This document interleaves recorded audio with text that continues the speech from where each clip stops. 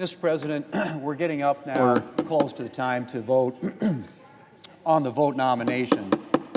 And it's been a 30-hour discussion, conversation, and some of which I think is perhaps instructive. I mean, I'd make an argument, honestly, that through multiple administrations that Congress has bequeathed and given up way too much power to the executive branch.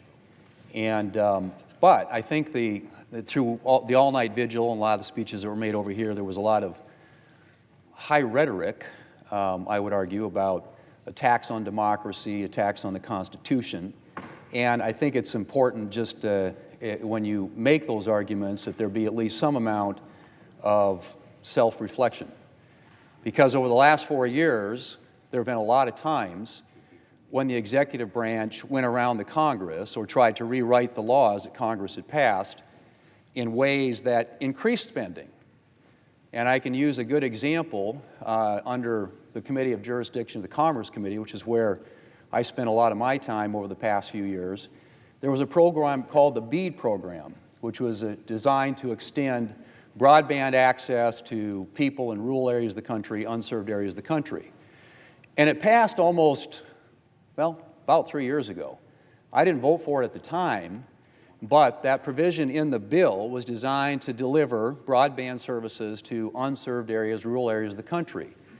And we are now 3 years into that program, and there hasn't been a single dollar spent or a single household connected through that program. And it was a $42 billion funding program. $42 billion.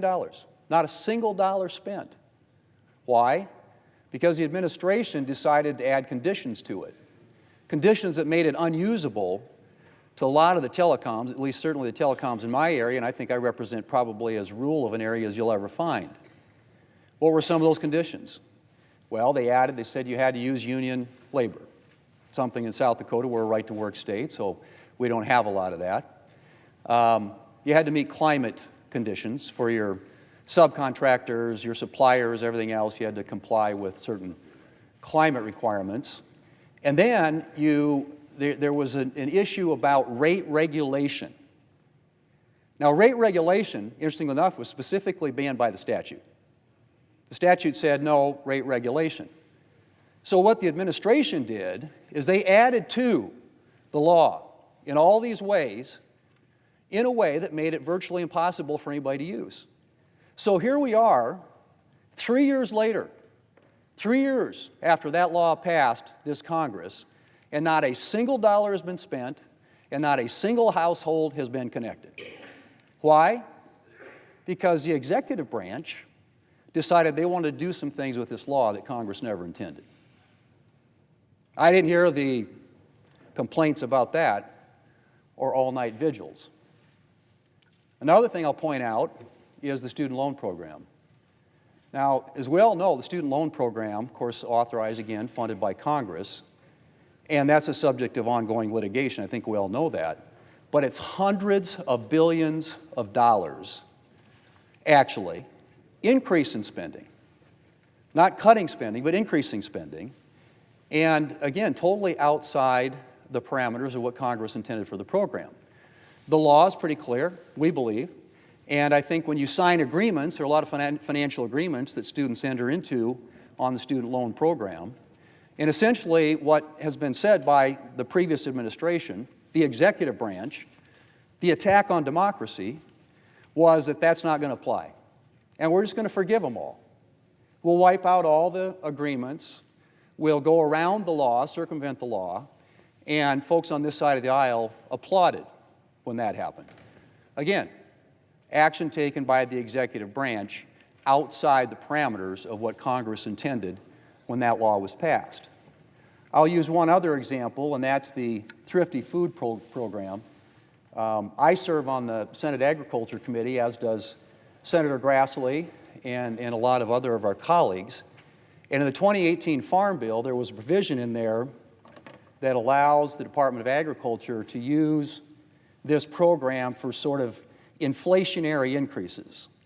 The Thrifty Food Plan is based on current food prices, food composition data, consumption patterns and dietary guidance. But interestingly enough, what the Department of Agriculture decided to do was go around 45 years of precedent and do something that had never been done before and dramatically increase the program by $250 billion. $250 billion. It wasn't an inflationary increase that was based on the cost of this program over time. It was something that had never been done before. And the Government Accountability Office busted the administration for doing it. But they used very cynically the 2018 Farm Bill as the basis for USDA's action, but Congress never agreed to permit a $250 billion increase in spending. So again, I mean, these are decisions made by the previous executive branch, which happened to be the executive branch of a different party, and everybody had a sort of different reaction at that time. So I'm certainly somebody who is not deaf to what I'm hearing out there about some of the decisions that are being made by this new administration and their willingness to look at and evaluate programs, perhaps reprioritize them based upon their priorities. I think that's something a lot of administrations do. And I think there's probably a lot of the program spending decisions that you all are concerned about, I'd probably agree with. But I just don't think that coming down here and launching what are, quote, attacks on democracy or, trying to seize power from the Congress really matches with the facts of what happened in the last 4 years. And I'll just use those three examples. But I think there are three pretty glaring examples of what happened in the last 4 years. And then the final thing I'll say, because I think everybody here knows we've had this conversation a number of times.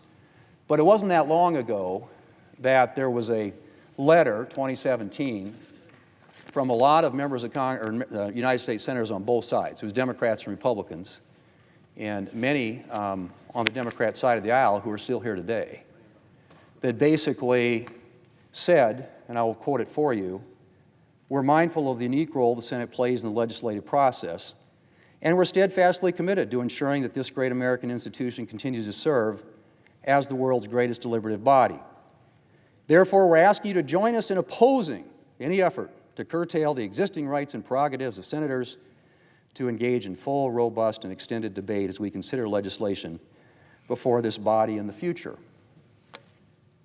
The legislative filibuster, part of the Senate's heritage as an institution, the way the founders intended for it to operate. And in 2017, there were 32 Democrat senators who signed that letter. A number of them who are here today, and I think you probably know who you are.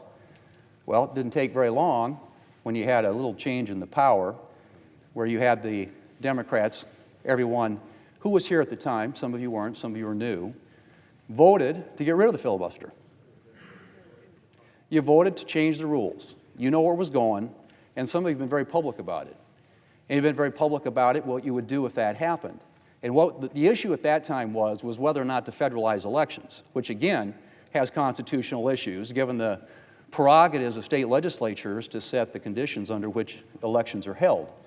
So if you've got a history of, you're arguing here, there's all these attacks on democracy, all I'm pointing out is that that was a very different standard in the last 4 years in the last administration, and particularly as it pertains to the legislative filibuster. That is an issue I don't think anybody here could argue. It's more connected to this institution than probably anything else. It gives voice to the minority. It requires collaboration and bipartisanship to do anything consequential. And at the time, everybody thought it was a good idea to preserve it. A couple years changed, the political winds in Washington changed, and all of a sudden, it was time to get rid of it.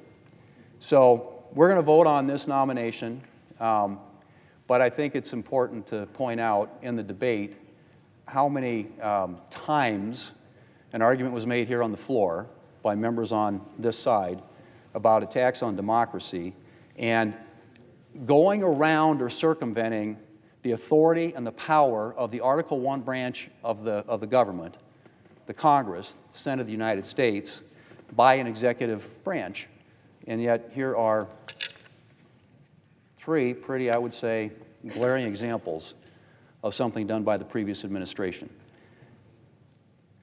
Former Mayor Marion Barry once described his political philosophy as situationist.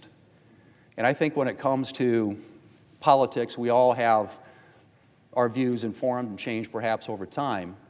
But these are some pretty striking, I think, and glaring examples of the inconsistency that is being applied to the current administration when, in fact, the previous administration of a different political party, came to some very aggressive conclusions with respect to how they wanted to modify and change and alter laws passed by this institution, the United States Senate.